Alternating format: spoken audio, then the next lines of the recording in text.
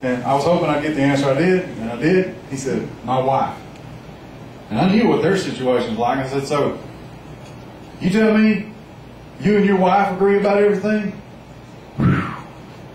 That changed the deal. I think you went, that's what you got, all right? Right. You know, we don't know. The Bible, I think it's in James, there's a little parable. Jesus said, you know, you sow your seeds, you plant stuff, and you don't know which one will prosper. Right?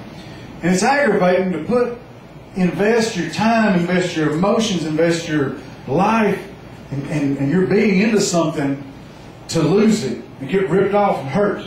Right? It happens to everybody, some more than others. And I care, but not that much. You know? We can't, look, one day, you know what, I'm going to die. And there'll be a couple people cry, she better be one of them. And they're gonna have a little deal, throw me in a hole, but you know what? The world's going to keep turning. Amen. You know, a guy working with me, his dad died, and he said, you know, it was just the most catastrophic thing in his life. And he says it really made him mad. As soon as the funeral was over, everybody went and ate. Look, everybody's went back to life. He said, no man, my dad's gone forever. This is wrong. There's got to be more to it than this. Well, there's not. No. All right? No. Now, said all that to say this. Who are we supposed to be walking with now? Jesus. Jesus. All right? Can you walk with Jesus if you're not in agreement with Him? Come. No. Okay. That question is so simple, He doesn't even, He don't even answer it. We got a few of those we use with each other. It doesn't even, you don't even have to bother with an answer. Nobody's that dumb to say wrong on that. I hope. If you miss it, just keep quiet about it. Nobody knows.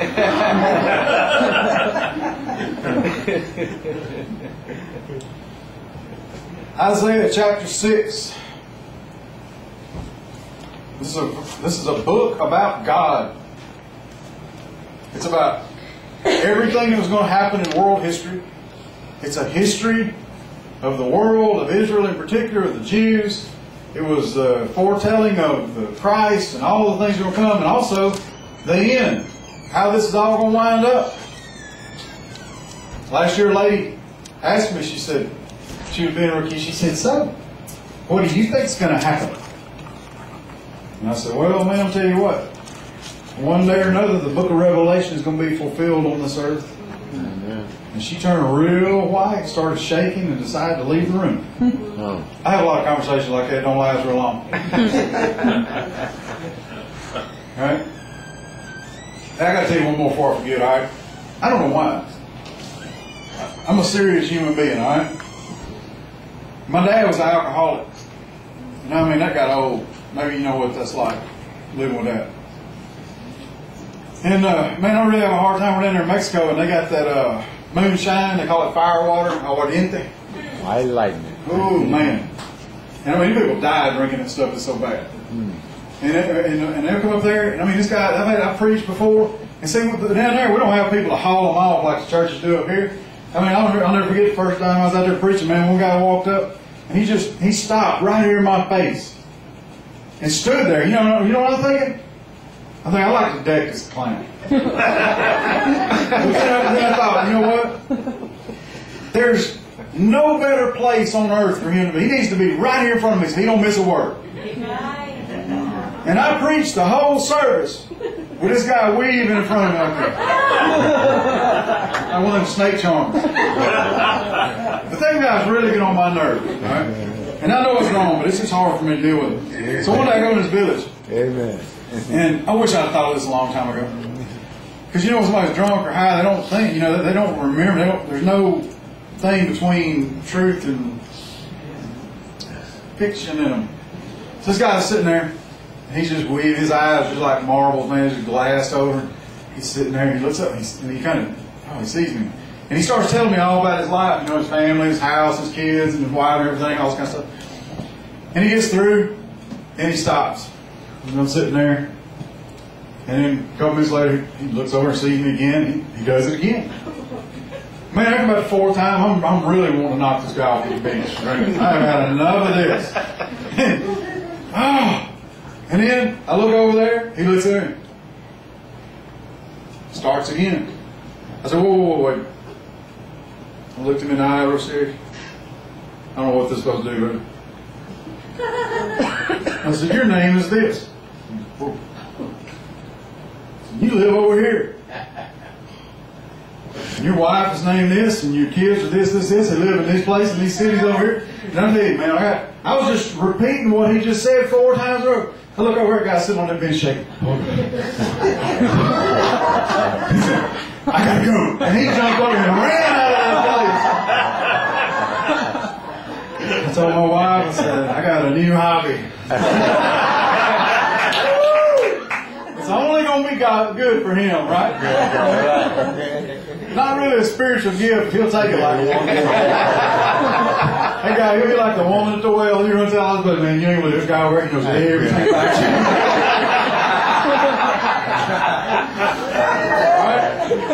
Right? So, we got a whole book here. There's about 750,000 words in this book. How many of us know what God looks like? Only a few people ever got to see a glimpse of Him. And this is one of them. Alright? Now I want you to think about this. Isaiah, what is he? He is a Jew. Man, he's in with God. Alright? He's one of God's people. He's chosen. And see, that's what the church today is. The church is really us as believers. It's not a place. Like my brother won't say he's going to church. He says, we're going to the church house. Because that is not the church. We are the church. Alright? Amen. Isaiah was part of the Old Testament church. He was in. And he knew it. Alright? Look at verse 1. It says, in the year that King Uzziah died, I saw also the Lord sitting upon a throne high and lifted up, and His train filled the temple. Above it stood the seraphim. I'm not exactly sure what they're not exactly angels, but they're some kind of being, okay?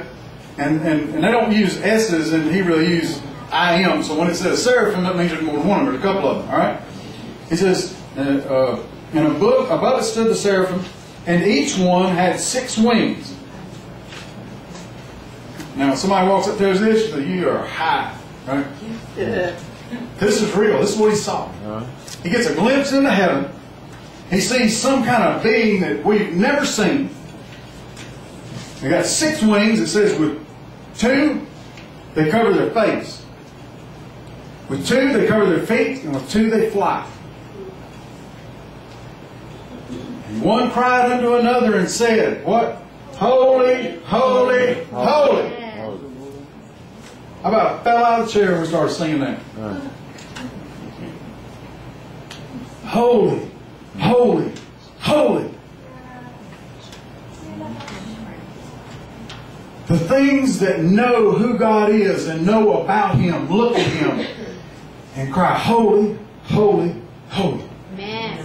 There's a verse, Jude 15. You can look at it later. But I'll just tell you, it's talking about man.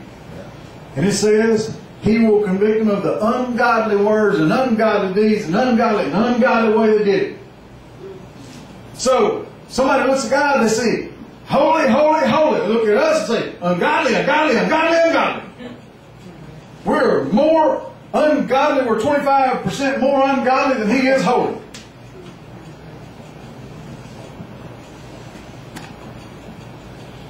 We don't believe that. You see, somebody comes to us and tells us about Jesus. We come to Him. You know, I work with a guy. He was. I don't know. You understand? I just don't understand the culture. I grew up in the not country, but when we got home from school every day, we went to the woods, right? And I don't do well in cities.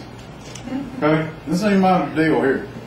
And the best thing here, when I walk into the city and I see a squirrel run up a tree, that's about as close as I get to home around here. Just got to tell you, that's how it is. And I don't know why I say the squirrel really got my attention. Holy, holy, holy.